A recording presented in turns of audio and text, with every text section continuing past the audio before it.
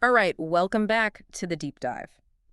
Today we're taking a look at a really, I think, vital part of managing AI, and that's the planning phase. Yeah. We're going to be looking at the ISO IE 42001.2023 standard, and specifically focusing in on Clause 6, Okay. which is all about how to plan your AI management system. So think of us as your sort of your guides. Yeah. Through this standard, Clause 6 is where the rubber meets the road Okay. in terms of actually setting up your AI initiatives for success and navigating those potential challenges. Exactly, and you've shared this standard with us, so we know you want to get a clear picture Yeah. of how to approach this planning Right. for AI within your organization, or maybe even just understand some of the core principles. Yeah. So think of this as our workshop. Okay. Our mission today is to go through Clause 6 step by step, looking at each subclause, Okay. highlight the key requirements, and really kind of try to unpack what they actually mean. Yeah. So Clause 6, planning actions to address risks and opportunities. Okay. So let's start with 6.1 general.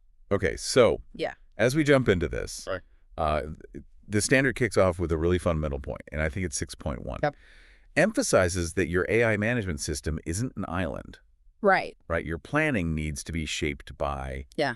your organization's bigger picture. Right. So that's where 4.1 comes in, where you're looking at, internal and external factors, Right. and also the needs and expectations of all your stakeholders, as we discussed in 4.2. Absolutely. You got to have that 360-degree view before you start zooming in on the specifics. Yes. And the standard highlights that what we're really trying to do here Right. is identify the risks, like the potential bumps in the road and the opportunities, those potential wins Wins. that could impact, how well your AI management system is going to function and do its job. Exactly. And that job is all about delivering results. Yes, and ensuring the system's designed to minimize or prevent any unwanted negative outcomes. Think unintended biases or Yeah. operational glitches. Right.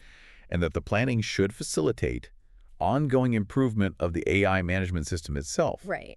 Because it's not static. Yeah, it has to It change. should get better with time. So to help navigate these risks, the standard introduces this idea of risk criteria. Yeah. And this is where your organization needs to figure out how much risk it's okay with. Yes. Where's the line? What crosses the line? Right. What's acceptable? Right. What's not acceptable? What's really insightful here is that defining these risk criteria is not just checking a box. Yeah.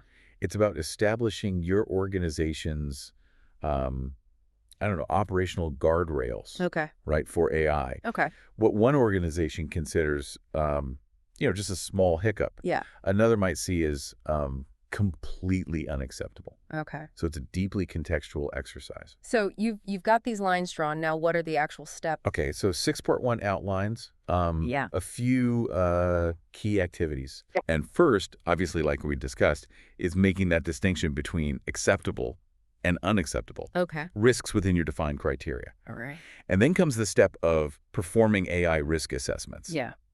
systematically identifying and analyzing those potential risks. And then we have AI risk treatment, Okay. deciding what actions you'll take to mitigate Okay. those identified unacceptable risks. It's almost like a problem-solving framework, right? Right, yeah. They're trying to understand the situation, identify the potential problems, and then come up with a plan to solve them. Right. And then the standard also points out that we need to think about risks and opportunities that are related to a few specific areas. Yeah. And the first one is the domain and application context of the AI, Oh, the absolutely. system itself. So an AI that's designed for diagnosing medical conditions Yeah. is going to carry inherently a very different risk profile Right. and potential opportunities compared to an AI Yeah. that's used for, curating playlists. Right.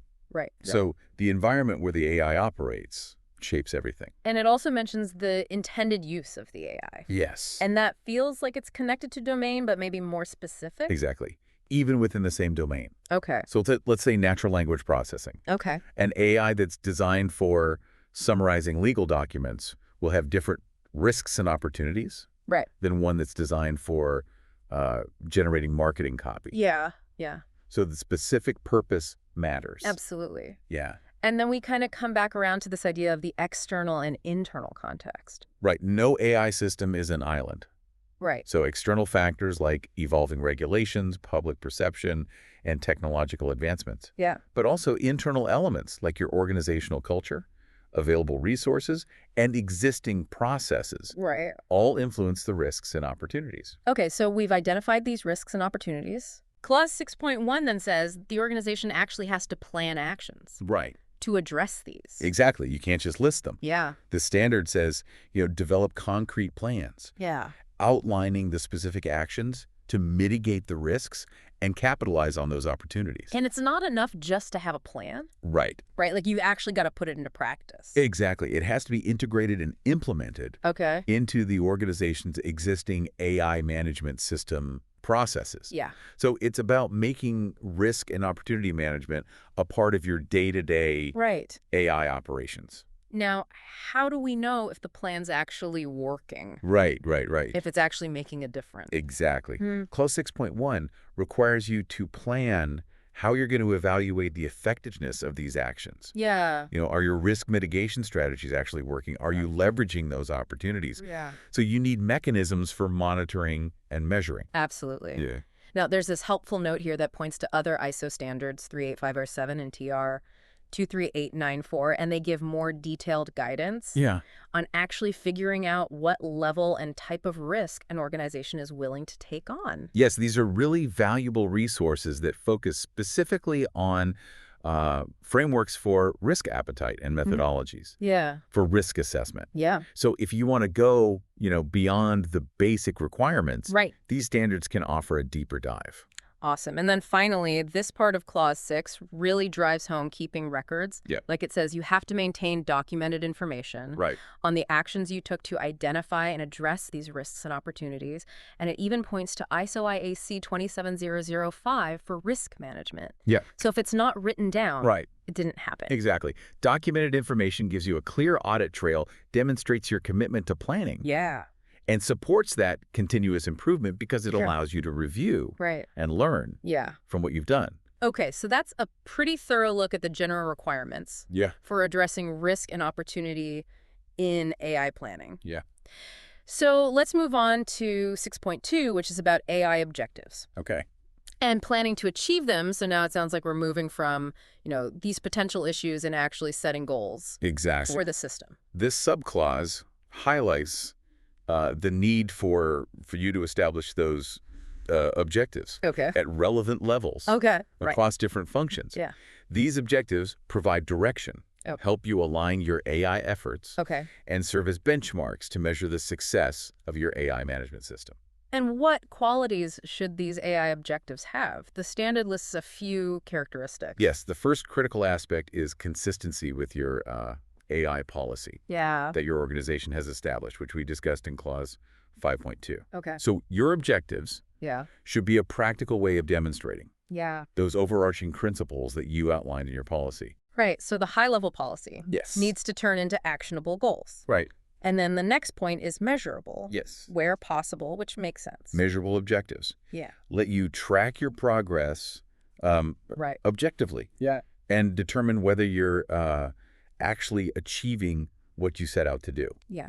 Now remember, the standard includes, if practicable, recognizing that not all important objectives are easily quantifiable. Right. However, even qualitative objectives Yeah.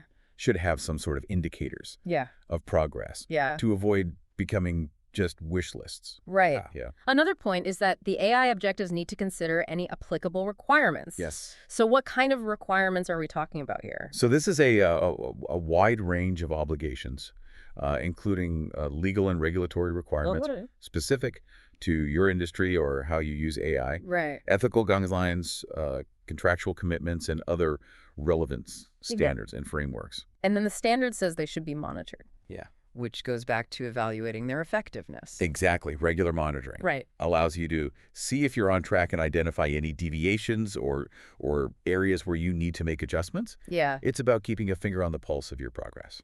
Right. And communication's on the list, too. Yes. The AI objectives need to be communicated, so who needs to be in the loop? Primarily, everyone. Okay. Right. All relevant personnel within your organization need to understand the AI objectives. Yeah. And how their work contributes to achieving them. And sometimes communication might extend Right. to external stakeholders. So everyone's on the same page and working towards the same goal.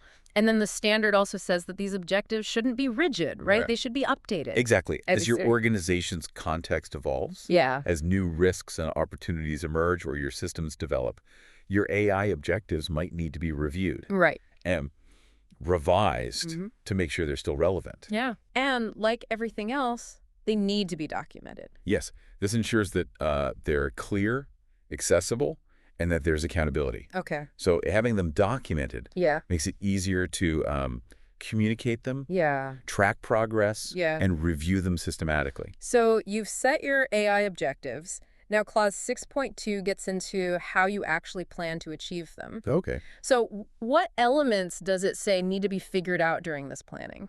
Several key questions. Okay. So first, what actions and activities will be undertaken? Right. Then, what resources? Okay. People, budget, tech, infrastructure will be required. Okay. And who's going to be the point person or team to make it all happen? Exactly. You need to define who will be responsible for each action and ultimately achieving the objective. Okay. Clear accountability is crucial. And timeframes are really important too, I bet. Absolutely. You need to establish when each action will be completed and the overall timeline for reaching the objective. And how are the results going to be evaluated? Exactly. So you're linking back to measurable.